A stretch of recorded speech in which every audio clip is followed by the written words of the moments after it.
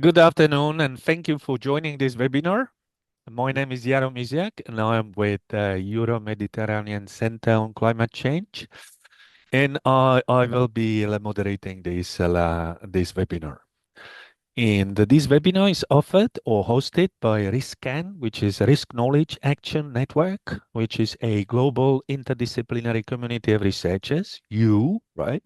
Practitioners and policymakers, which is dedicated to advancing knowledge and action on systemic risk, including climate-related and cascading risk, which is basically the topic that we will be talking about today. Right, you might have wondered, right, that this funny title of this webinar. So we are going to speak about European climate risk assessment, EUCRA, how we call it. We will be reflecting about why we need a pan-European climate risk assessment in addition to the national risk assessment and regional risk assessment and so on.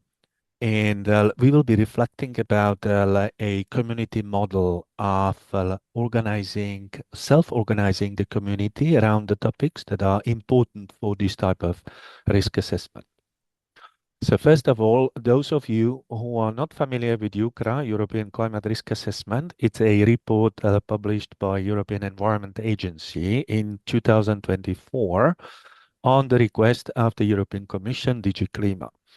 So it received a lot of attention. It was framed as the first and most comprehensive report on risk that deserve or necessitate a European action. And that means what kind of risk are addressed when we say they require a European action? Those are risks that have a cross-border impact in Europe or touch upon policy competencies that the European Union holds, right? So in that case, European Union really needs to step in and coordinate and take action in order to effectively manage this risk. So we are going to speak about this type of risk assessment in Europe, those that require a strong European coordination. And the objective of this webinar is to stimulate interest across our community, across you, and explore specifically what kind of support and what kind of organization we can get from bottom-up community-driven model for sharing knowledge on climate risk, and also how we are going to feed into the ongoing or future edition of this risk assessment. So the first edition was published back in 2024. It's accessible. If you put it in Google, EUCRA, European Climate Risk Assessment, you will be directed to the specific site of the European Environment Agency where you can access that. The second edition has just started a few weeks ago and will be published in 2028.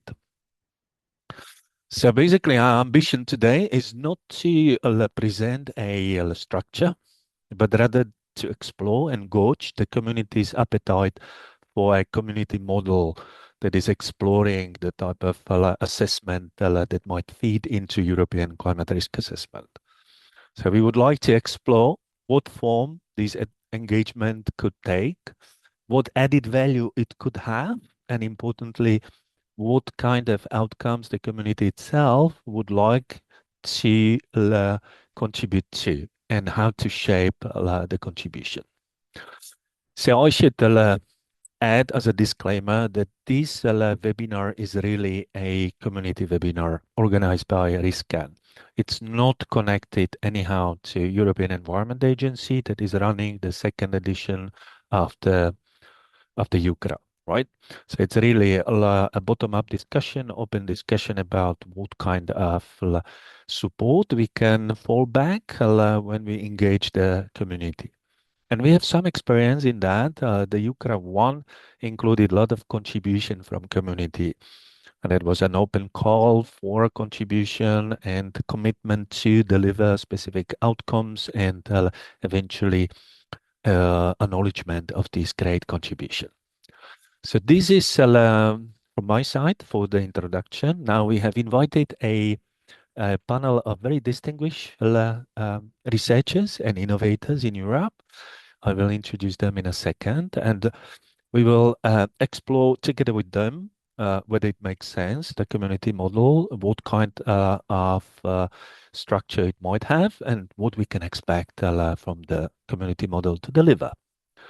So I take it first from Jana. I mean, I will introduce them, but they don't really need any introduction because you know them very well. But Jana Silman is one of the founding member of the RISCAN itself. She's a professor for climate statistics and climate extremes at University of Hamburg and research director at the Cicero Center for International Climate Research. Right, welcome, Jana. Then we have Tatiana Filatova, who's a professor of computational economics at Delft University of Technology. And she's also ERC grant holder. Well done, Tatiana. Congratulations. On systemic physical climate risk in complex adaptive economies. Then we have Philip Ward, is professor of global water risk and head of the Department of Water and Climate Risk at IOM Institute for Environmental Studies at the Vrije University in Amsterdam. And he's also the coordinator of the Myriad EU project and many others, as you might remember. And last but not least, Mikael Allan Mikkelsen is a senior research at the Stockholm Environment Institute, and he was the lead author on the policy analysis in EUCRA 1. So he will share the first-hand experience from EUCRA 1 context, and also EUCRA 2. He's a contributing co-partner to the EUCRA 2. Right, so we have an amazing and very knowledgeable panel of experts. So without any further ado, I will simply pass the floor to you. So I will start again in the same order. First, Jana. So what kind of climate risk, in your experience, require coordination at the European level? And for what reason they cannot be effectively managed at national or sectoral level? So what is your take on it and what you are doing in this context? Yeah, thank you very much, Jaro, for this very nice introduction. And I would like to frame it or come from the perspective of systemic risk, which you may all know we have as a RISCON also written the briefing note on systemic risk, and that is risk that is cascading through sectors, regions, and across boundaries, and can bring systems, whatever these are, to collapse. And in the last EUCRA report, it was outlined that there is climate-related aspects that could lead to cascading impacts, but also non-climatic impacts. And when we come, so often floods or hazards that hit infrastructure or people in a certain region, that can be handled by national policies or action. But we have also shocks, climate shocks that come from the outside and or are in remote regions, and they can affect one sector. For instance, affecting supply chains. And then, since Europe is highly connected in the economy and industry and supply chains, they heavily depend on functioning supply chains. So that could be one thing where we need cross-national or European level action. And also the non-climatic effects, like our geopolitical situation, we need to be strong as a EU to build strong systems in order to cope with geopolitical challenges. And there also we need more coordination across the European Union. So one example is, for instance, supply chains or trains. Like if you think about airplane production, Airbus is one of the big producers of airplanes, and they're not only producing in Germany, they have in France and Spain, and they're transporting parts all over Europe all the time, and then at some point they're assembled in one location. So if the supply chain breaks down, that will have large economic effects. And policies across Europe can address these climatic hazards, but also they can have some effect on the non-climatic drivers of risk, which are often associated with vulnerability and exposure of sectors and systems. Yeah, so that's my intervention would be. Yeah. Fantastic, Jana. I like it very much. So you put it straight away on the systemic level, both on the climate and non-climatic side, and you stress also as the political or the economic integration within Europe will advance. We really need a common standards and common sort of ways of dealing with risk, anticipating the systemic risk, and also having the capacity to deal with them. So this is brilliant. Thank you very much, Jana. Now, can I turn to you, Tatiana? Say, what is your take on the question? Thank you very much, Yaro. And also thanks, Yaro and Alessio and the whole RISCA network for organizing this webinar. It's very timely, I think. I completely agree with what Jana has said. And for me also, of course, and as I think for many of us, we do observe that already the devastating effects of climate-related events raging through Europe already today. It's not a matter of the future anymore. And such disasters leave no safe place, even in Europe that is rather well protected compared to some other places in the world. And we know also with climate change, the frequency and severity of these events is going to change and not in our favor. But of course, there is already a lot of research focusing on estimating direct damages, especially direct damages, and there are quite a lot of open data sets on that. However, there are also substantial indirect effects of those damages. So when we talk about direct, it's very local effect, right? So some infrastructure, some assets are destroyed locally because of a climate-induced event. However, as Jana also mentioned, especially in Europe, we are very interconnected, and it's not only through the infrastructure networks, which we are as well, but also through the trade. Across regions, there are interactions across sectors, and this, while there are, let's say, assessment existing more in the scientific circles, this data is usually not very accessible. So we have very limited understanding, in fact, of the different direct effects. When it's being done, it's usually assessed only for one type of hazard, sometimes for multiple, but usually it's really one type of effects that we're looking at. So which also leads to my maybe first point is the fact is that we have very fragmented understanding of the indirect effects of different climate-induced risks, especially their interplay.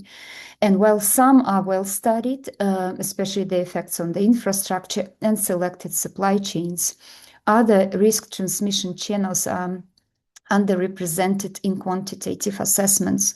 We have some sort of qualitative storylines around them, but really no hard data yet.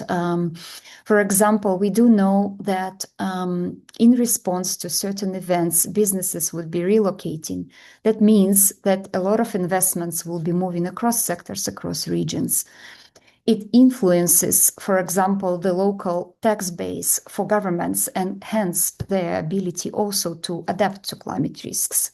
The same is valid on the side of the household, so to say. So a lot of people own homes, and some of those homes happen to be in so-called climate sensitive areas, meaning that the prices for those properties practically might decline with housing becoming stranded assets. This type of risk chains are not very well studied yet quantitatively, and they could lead to systemic risks, as also Jan has mentioned. This is, of course, when systemic risks do occur when local damages cannot be contained and lead to critical losses of the entire system. And here maybe especially for EUCRA, what's maybe most important is the real economy and the real society, not necessarily the financial system.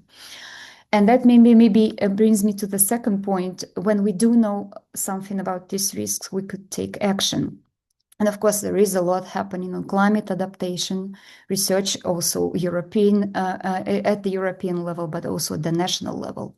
However, we also do know that besides public government-led adaptation, both households and businesses are also taking measures. And sometimes these public actions do interact with, private actions do interact with the public policies and presence or not of adaptation on the ground. We do know very little at this moment about the effectiveness of these adaptation measures and where do these private measures hit the limit or where do public measures hit the limit. I think that is also something that of course, we do know that effects are unevenly distributed between countries and within countries inside the countries as well. So the cohesion, European cohesion, and the inequality and climate justice become very important and can be solved only jointly. With this, I will end for now. Jaro. Oh, fantastic, Tatiana. That was really rich. So I think Philip, you have prepared the ground for Philip perfectly. So you said so there's a lot of what we know about the direct damages, but we need to look beyond and look into how those risk propagate. This is something that we have paid attention in the EUCRA 1, but of course that has a limited scope.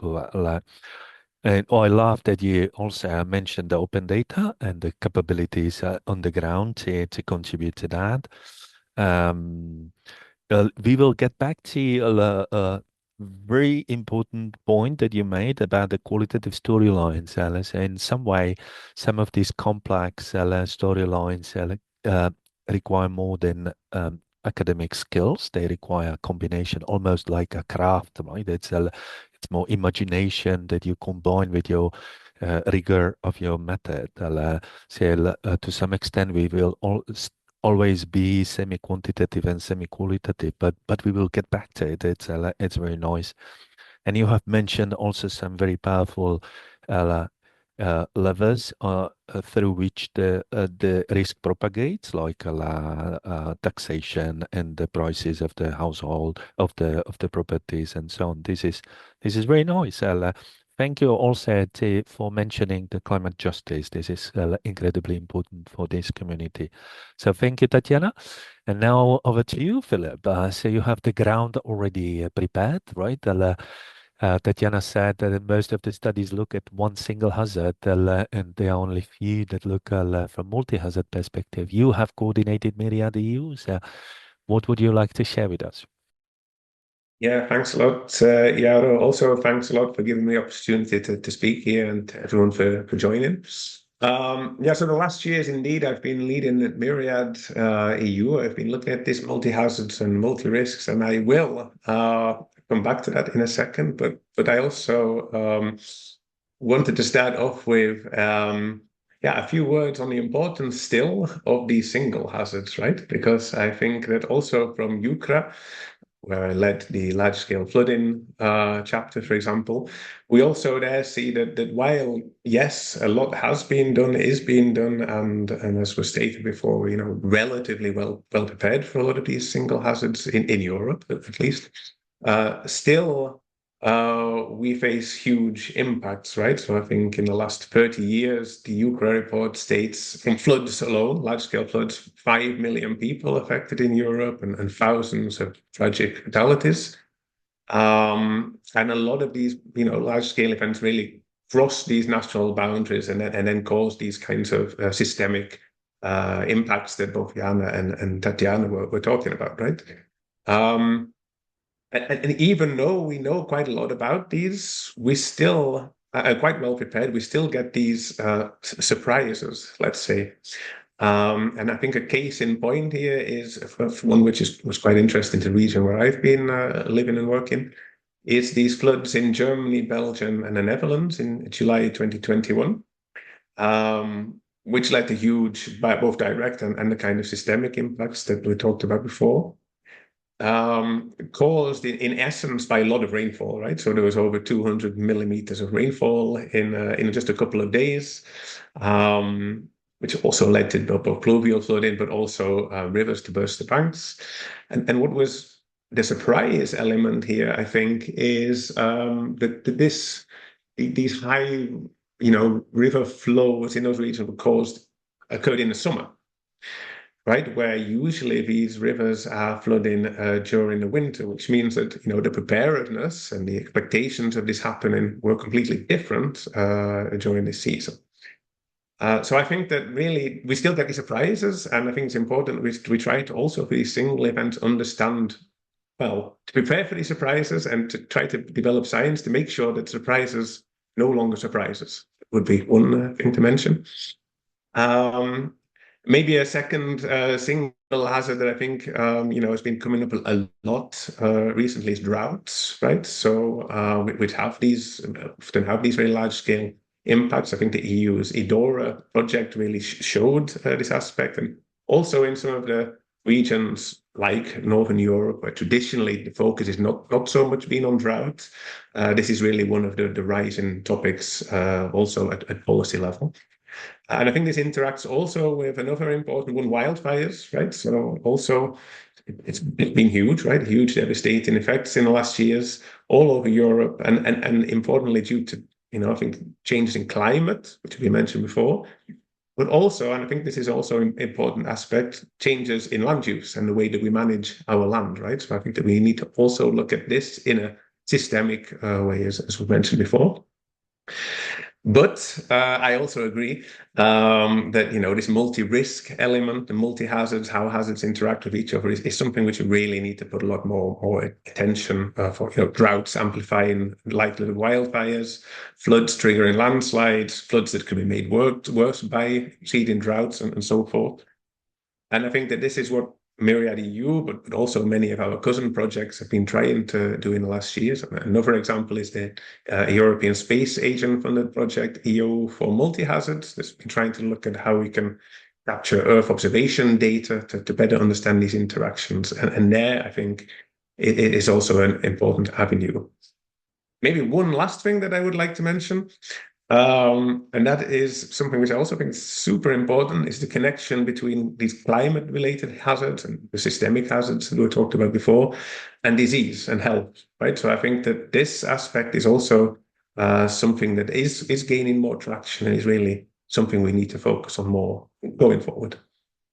Thank you very much, Philip. That was really excellent. I will quote you on that.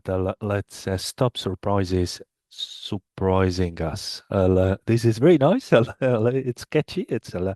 Yeah, I like also that you paid attention to the single hazard, right? Rather than jumping already on the multi-hazard and multi-risk, we also need to do some more work on understanding, right, the single hazard, which is perfectly right and very important, and also the new horizons of the multi-hazard, multi-risk research, especially in the health aspect, that is very well taken. Fantastic. Thank you very much. Now, turning to Michael. Michael, Tatiana already mentioned, and I will quote her, right? So when we know the risk, we are better prepared to act. But in EUCRA 1, we haven't found that so clearly, right? So either we know the risk, but we don't know whose responsibility is it, or we simply assume that this is something that it's outside of our plate. So that was interesting, perhaps as a connection to your initial talk. So what is your take on what we really need to do in terms of EUCRA type of assessment and why we need more of them? Well, if I can circle back to the original question, I can kind of integrate your point on risk ownership. I think your original question is, which risks should the EU act on, which types of risks? And I think, everything that has been mentioned before applies. Jana, Tatiana, Philip, I mean, the trade, the knock-on effects, the transboundary aspects. Now, of course, the EU has constraints, legal constraints on where and how it can act. But even in areas where it has all the legal remits through their exclusive competences, they are not doing enough. I mean, the EUCRA showed, for instance, that the area where the risks were the greatest were in marine environment, right? Climate risks through that marine ecosystem. And that's where it is an exclusive competence, and that's where policy response was just subpar, to say diplomatically. And that's an area where the EU has the remit and should and could act. There is, of course, the trade and competitiveness, right? And I think what was surprising is how little is being done on the trade side. When it comes to supply chain resilience, a lot is being done, but it's a very hazard agnostic, risk agnostic approach, which is very much informed by kind of the geopolitical risks. And that entails different risk management than climate change in different aspects. Diversification of supply chains are less effective when you deal with compound and synchronous effects of climate change. The onshoring and nearshoring of supply chain is actually more hazardous because you're concentrating risks in local regions. So in the trade area was something where we would have expected to see stronger actions on climate risk management, which is not being done.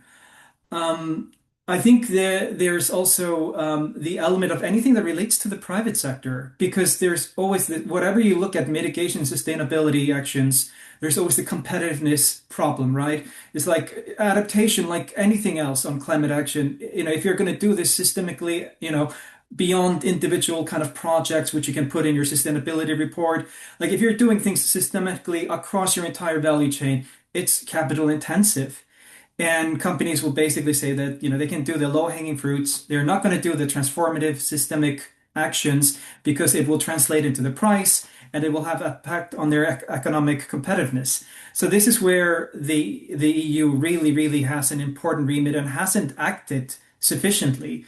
Even though that, for instance, the Corporate Sustainability Due Diligence Directive, which was hollowed out and limited in scope, while it's kind of focused on sustainability and human rights, it would have importantly created visibility in the supply chains that would help people, companies identify other latent risks, including physical climate risks. So those are kind of the areas where they could easily and should act on. There are latent risks relating to the insurance system, the financial system by and large, which is also kind of being insufficiently addressed. But I think there also is the element of like there are areas where the EU has also kind of had proactive and strong engagements, even outside their exclusive competences. Transboundary health risks are one, infectious diseases. That is what they've been kind of doing a lot on monitoring, and that's great job. But I think at the end of the day, if we start defining that any risk is relevant for engagement on the EU, as long as it has a knock-on effect that has transboundary effects, I think you're going to leave out very few risks that don't have some transboundary effects. And even though that they don't have the legal remit to implement command and control policies through regulations, I think there's a lot on adaptive capacity building where they actually could. And a risk that is very often neglected, which I think has a major systemic ramification, is, for instance, climate impacts on mental health. And that is something that will have transboundary effects that are very under-acknowledged in modeling and certainly in policies. No, this was amazing. Thank you very much, Michael. So that is full of really important connections. So this is very good. So first of all, recognizing that EU is doing something very well in some areas, but leaving out could do more in others. With your examples, that was really brilliant. And the adaptation that we know that is happening in some areas, but we don't know how effective is it at the systemic level. This is bringing us back to what Tatjana said. Very nice. I like very much also that as we are getting closer, better integrated, and have closely integrated political and social and economic spaces, almost every risk will have a transboundary effect, which is also very nice. So we need also have this mechanism for EU gaining new competencies. Insurance, climate-related insurance is a weak point. European Commission has been working for ages on that. There is now the proposal for IOPA and ECB to establish an European risk-sharing facility, which is very, very interesting. Yeah. So this is, I think you guys, you have done an excellent job, right? It's set the stage for a number of things. I think we have now convinced our audience that this type of assessment are critically needed, and we need them more. So I will first invite the audience. If you would like to post a question to our panelists, please do so in the question and answer tool, as several of you already did. You might open that, post your comment, question, or reflection, whatever you want to share. And I would take those that have been already posted. And I will start with this one. So there is a participant, Marta Marie Vogel, who reminds us also, and this is very good, she loves your talk and introductory comments, and she is mentioning that there is a dedicated risk scan working group on health and well-being, and everybody in this webinar is also invited to take part in that working group. So thank you very much, Marta, for that. Then we have one question from Arthur, and this is for Philip. So the risk analysis and assessment are quite clear, but can you explain then why we still get surprised by and are unprepared for certain extreme events? Can lived experience like the 2021 flood in Germany, Belgium, Netherlands provide narrative storyline to go from assessment to preparedness? Right, the preparedness is the key word of the European Commission policy now. It's not only, assessing the impact. It's really, assessing to what extent we are prepared to deal with several impact and what are the solutions for building the preparedness. So, Philip or somebody else, would you like to take that before we go into the second question on the community model that I would like to ask you? Yeah, no, sure. I think it's a great question.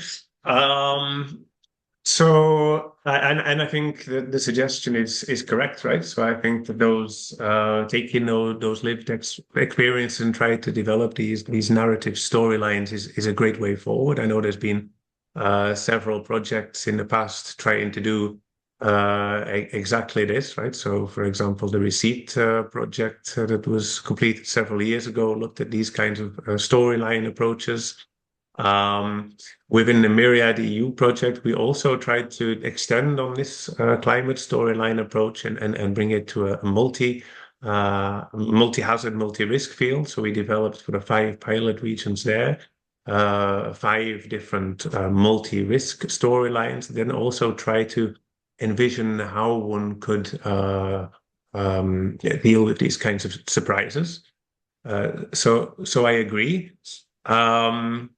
I think also that there is a nice way to maybe research that can still be done even more in trying to combine these narrative storylines, more qualitative storylines, with also the quantitative assessments. So something which I found quite interesting is where you take, for example, some of these past events which were a surprise somewhere but have happened, and then basically apply them to a different region where they plausibly could occur, or slightly blow them up, to see how they may have been under a slightly warmer climate, and kind of play with these kinds of experiments to do this kind of stress testing. And so I think that's also something which we could dig deeper in as well. Fantastic. Tatiana, would you like to take also on this? I just would like to add a bit, indeed. So, in addition to what Philip has said, I just would like to maybe once again to highlight that the climate in which we are going to live in the coming decades is quite unprecedented. As species, we have never lived in such climate. So, looking really at the past should be taken. Projecting past trends has to be taken with care, but there are sort of these 2 dynamic trends. On the one hand, we are entering this unprecedented climate. On the other hand, there is a lot of empirical evidence that has been collected now through surveys, for example, that shows that experiencing climate-related events, unprecedented events, does not always change behavior or actually trigger action, because unfortunately they start to get normalized, and that is another dynamic trend that we have to account for. So, for example, if you do experience a flood in the Netherlands, where it's once in a life event, it might be really something very exceptional, and it might trigger quite a large response and change. And somebody, I think Michael mentioned transformational response. In other places where we see floods happening regularly, this is not, or any other event, this is not a triggering action, unfortunately. Thank you very much, Tatiana.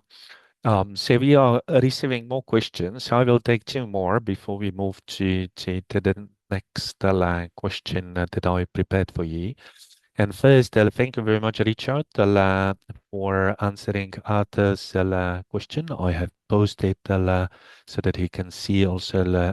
Richard has brightly reminded us that the R Valley disaster has been covered in the EUCRA 1 quite in depth. Thank you very much for that. So I would like to take the question of Anna Katerina, and I would pose it perhaps to Jana. So Anna Katerina is asking what kind of techniques and resources for risk pathway modeling are state of the art, or what you are using for your work. So what are you using to model compounding, spreading, and cascading risk? Right, that's in generic. Jana, would you like to reflect on that? Yes, thank you very much for this question. And yes, this is indeed the forefront of research at the moment in terms of also systemic risk, because we have, of course, our tools, and we're trying to now see which one are very suitable, appropriate for looking at these indirect and cascading impacts. And the problem is here, first of all, data. And data, to have a good model, you often need to build it on empirical data or have conceptual frameworks and then evaluate or test it on empirical. And data is often, of course, for the hazard part, we have climate models and we have a lot of data. But then if it comes to non-climatic hazard or to impacts already, direct impacts, we don't often have the good data, especially if it comes to extreme events, which are rare. And for instance, also unprecedented events or surprises that Philip were talking about. So data is a crucial aspect that limits our ability to model. And then often models, Earth system models, when we look at that, they're very complex. They are a good example of how you can model interactions between different systems, the atmosphere, the ocean, the cryosphere, and the interaction and feedbacks. But as soon as we come to like outside of the Earth system, when we include social systems, then, for instance, we have, if we start with the local level, agent-based models where we can have similar, we can model between agents and the environment and between agents, but this is often restricted to a very context-specific local setting. But when it comes to more European-wide and European economy being connected maybe to the world and vice versa, we need more global models, like the Earth system models. And then we have economic models that often, they are limited to only looking at direct impacts, but not necessarily the cascading impacts and indirect impacts. So our tools, we do have tools, like we have, for instance, models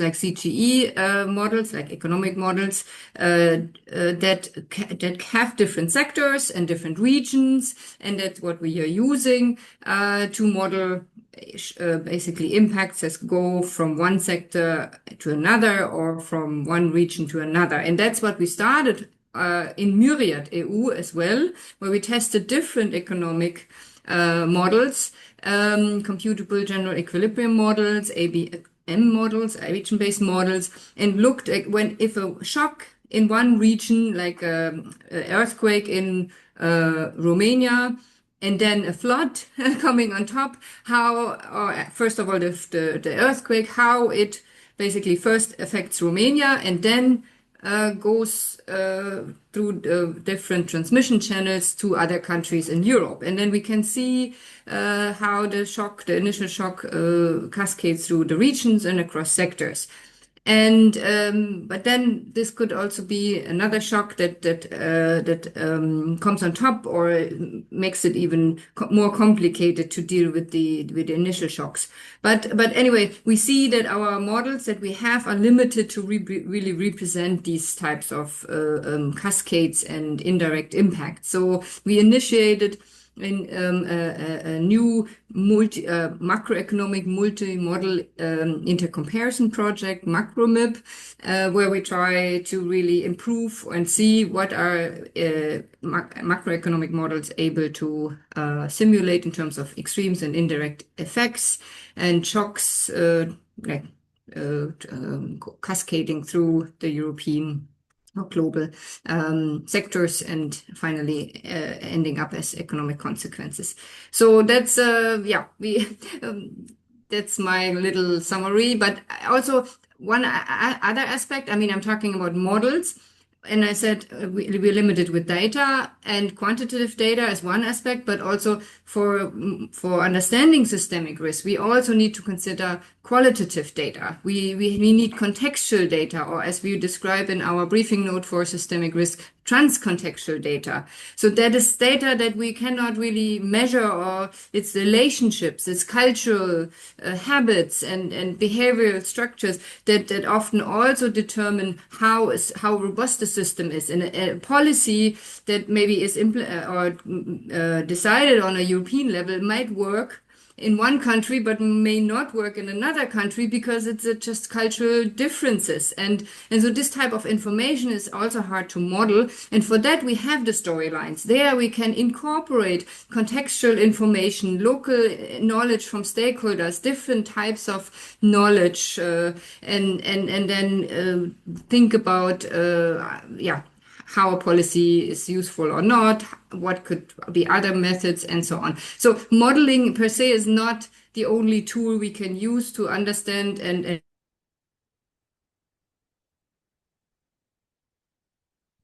Is it only me, or are we losing Jana?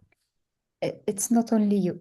Okay, Yeah. fantastic. So, okay, well, I think that point was very clear. Tatjana, would you like to complement that, or do you see from your point of view additional tools that were not mentioned by Jana? Yeah, I also see there is a question that is connecting Right. about cross scales and cross-scale linkages, which I think Would you links like to very address well. that one?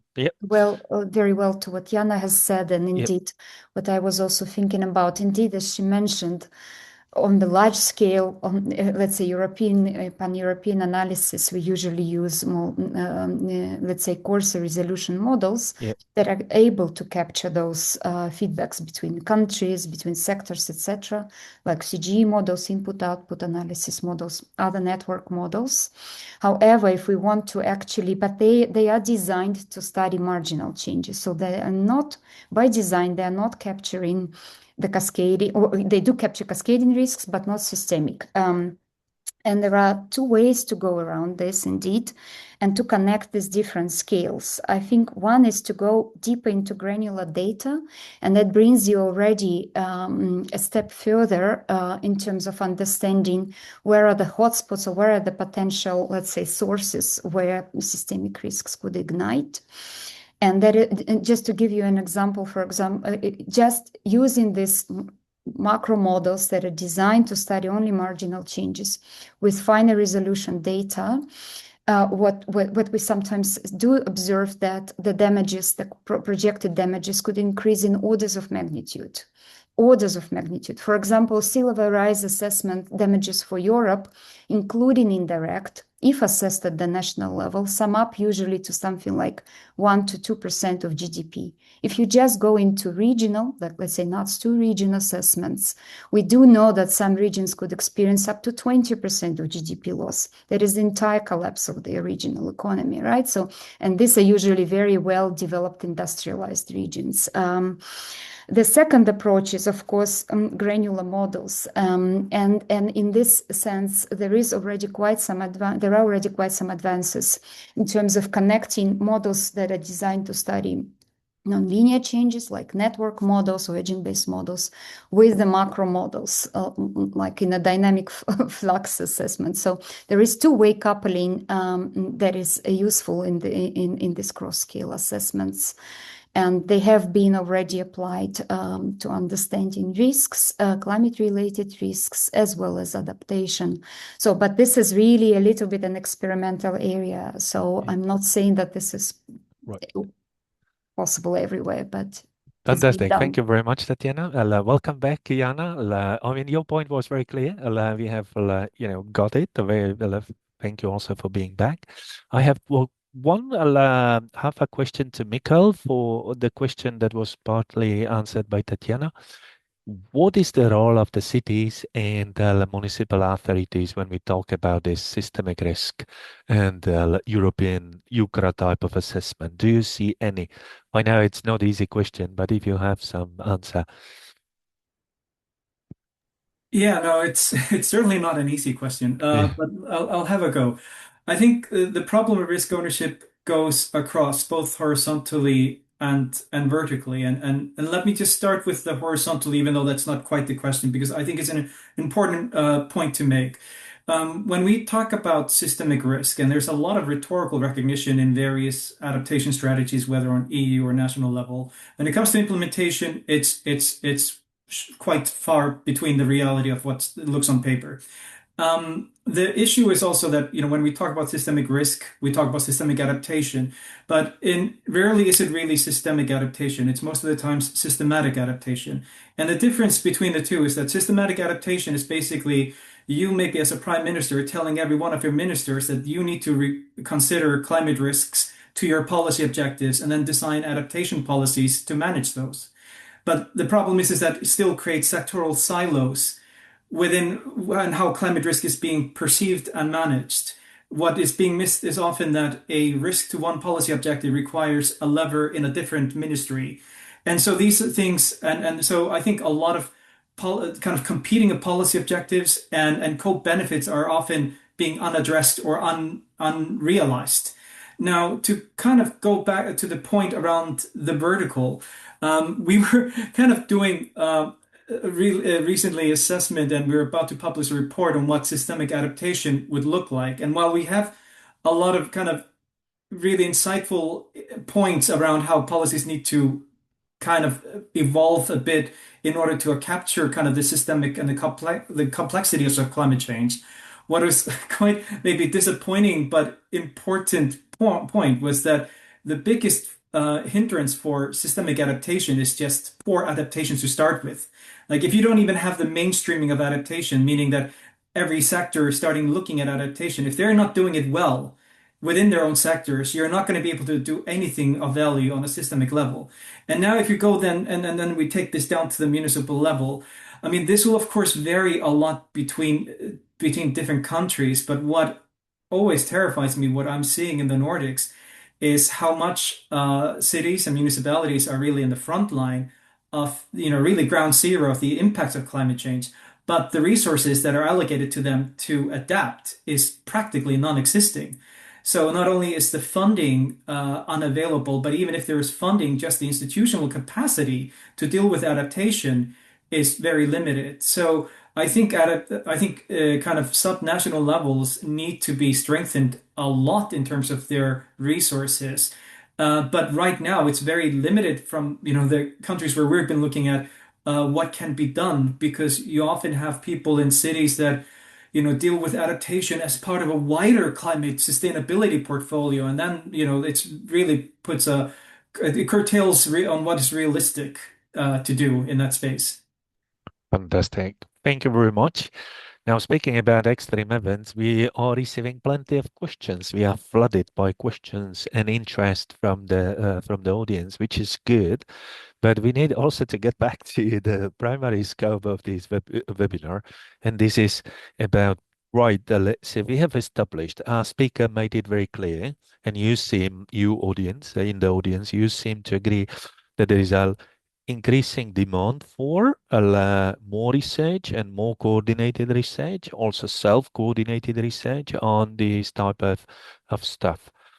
But what can community like RISCAN do, right? How it should be organized and what should be the priority? Is there an appetite for creating a sort of community focus on EUCRA type of assessment? And if so, how we are going to organize ourselves and what is going to be our first priority? So I'm basically merging all the question about whatever this community model could look like and should focus on. And I would ask that question to all of our panelists. What do you think about this community to engage more in this topic, how it should be done? And I would start with Philip, and then I will pass to Jana, Tatiana, and Mikael. So Philip, what do you think? Do we need a community model for this type of assessment? Yeah, I mean, I think that it's really useful to have this because, and I don't have the answer exactly how, but I think it's really important to have some kind of model and way of getting this very broad engagement, right? To ensure that all relevant voices can be heard, and that you can also bring in perspectives, knowledge from different aspects, also of science, but beyond science, right? So, or that maybe two different models. But I do think that's something to do that's really important. What I found in the last years to be particularly important is really just having people sit together and talk, being able to brainstorm, share ideas. I think this really energizes and leads to synergy between people. And I think that means really creating kind of safe environments where anyone can express their opinions.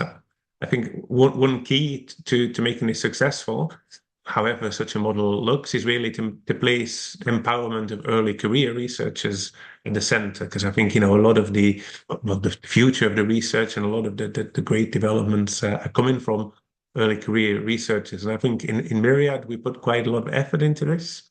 And I think that's really led to quite a tight network of really talented, amazing young researchers pushing forward this field, but also together with the great ECRs of their cousin projects, right? So, and I think this really worked well. So if such a model could be developed, which helps to further this kind of empowerment, I think that would be great.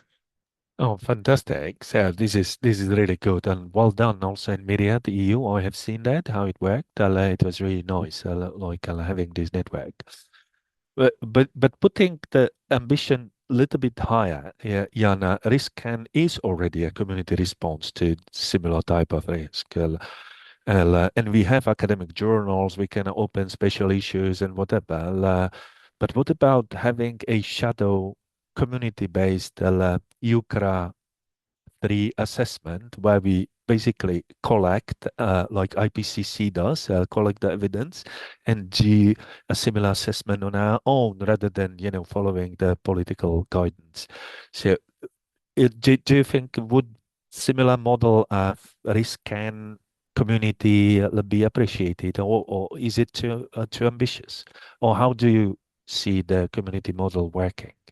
Yeah, when I hear community model, I would like to not only include the academic community, because this is also a shortcoming of EUCRA and the storylines we built in there and the IPCC. And I was speaking before about the knowledges across different types of epidemiologies. So it is really important we get the indigenous knowledge, the knowledge from citizens, the knowledge from all types of actors in our society to understand the trans-contextual information that makes our systems resilience or produce systems failure. So we need much more participatory approaches that include, that put everyone on the table, and not just in the academic sense, but like bringing citizen assemblies together, collecting their perception of risk, or where they see, oh, it went wrong because this person didn't like the other person, or these two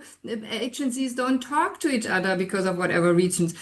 So it's not always just data and this kind of problems that we can address with science and models and whatever. It's really understanding citizens, or like society, and how it works and how the systems work for them in order to build more resilience. And I think there, I mean, citizen assemblies, one example of participatory approaches. But if our research, if our communities, and also the risk we have some stakeholder engagement, but it's very academic bubble.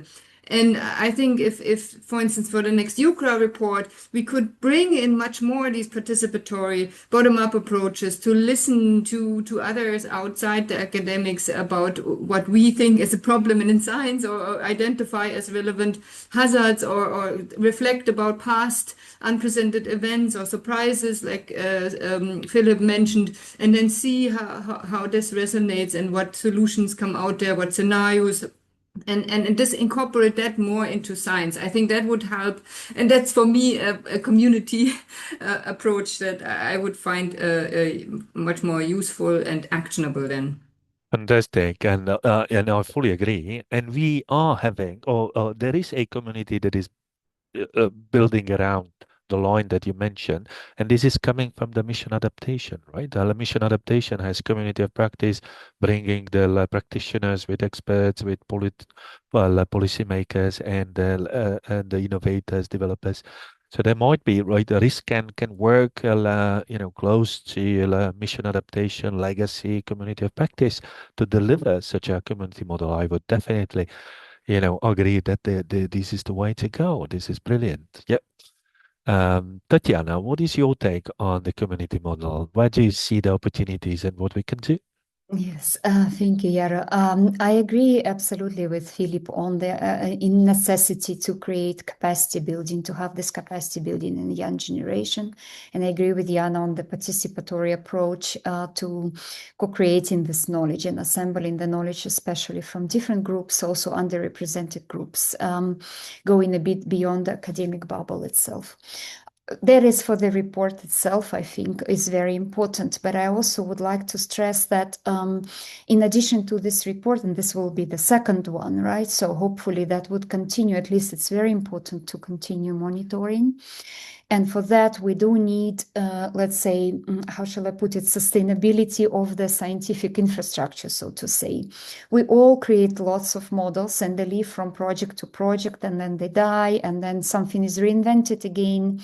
So I think having a little bit an open access sharing of those models, systematic intercomparison of the models used to assess different channels, or those risk transmission channels, is essential. The second part is the data. So I think Jana already mentioned that a lot of efforts we have lots of data on the physical side, and we have very little understanding on the we do have models that can model non-linear processes on the socioeconomic side, but no microdata. However, we do have already in Europe different tools like European Social Surveys, EU Enterprise Surveys, and whatnot that are actually existing but not being used currently to systematically collect this longitudinal microdata that might be essential for maintaining the assessments and making that open access and accessible to different partner countries, not just researchers, but also practitioners. Oh, this is brilliant and very powerful. I agree, absolutely. So that's very nice. And now over to you, Michael. What do you think about the community model, how it could work, or what would you expect the priority should be? Yeah, thank you, Ayaro. It's a really good question, and I'll answer it in two levels. I think on the most fundamental core level to what you were asking about in terms of the risk scan community, I think an important thing to bear in mind is that we were doing analysis of looking at climate risk to insurance and in the insurance sector. And one of the things that one of the senior experts from a global reinsurance company said was that, well, yes, obviously climate change is increasing its intensity and frequency, but where we are seeing a lot of the increase in costs related to nat cats, natural catastrophes, is not because of the hazards, it's because of policies. We actually walk into the risk. This is public policy generating risks. And this is a big blind spot in our adaptation climate risk community. We think about public policies usually from the effectiveness of adaptation or maladaptation, but it's always in context of adaptation or climate policies. The reality is that a lot of the risk that is being generated now is generated by public policies themselves. And we're not only talking about insurances, we're not only talking about building, spatial planning, that's obvious.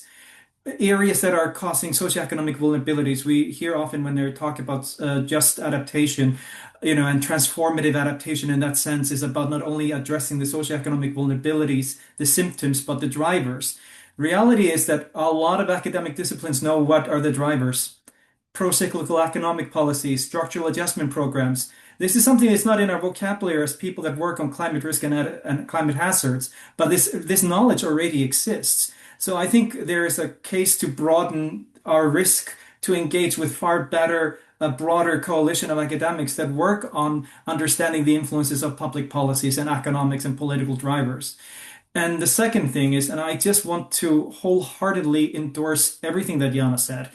I think aside from the fact, from a modeling perspective and from a risk assessment perspective, yes, lived experiences and getting kind of input from communities themselves that are affected is really important to understand the socioeconomic vulnerabilities that are creating and exacerbating risks. But I think it's also, one of the problems with the current political economy that puts very constraints on the ability of EU and any government to tackle climate change ambitiously is that we've always been focused on influencing the policymakers rather than influencing the incentives, the external incentive structures surrounding them, which is the voters and the consumers for the businesses.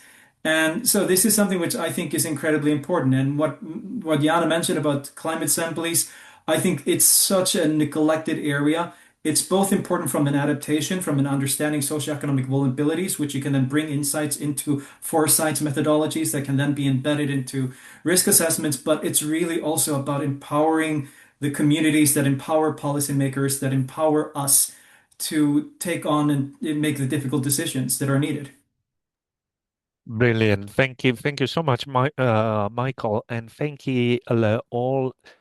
Thank you all panelists. I mean, this discussion has been incredibly rich and insightful, and also set the stage for interesting shared practices in conducting research like EUCRA and so on, in terms of responsibility to the people, including the citizens, attention paid to the social justice, interconnectivity of the risk, and also the rigor, scientific rigor, sharing the data, sharing the tools. That has been really, really powerful. Unfortunately, we have used the time.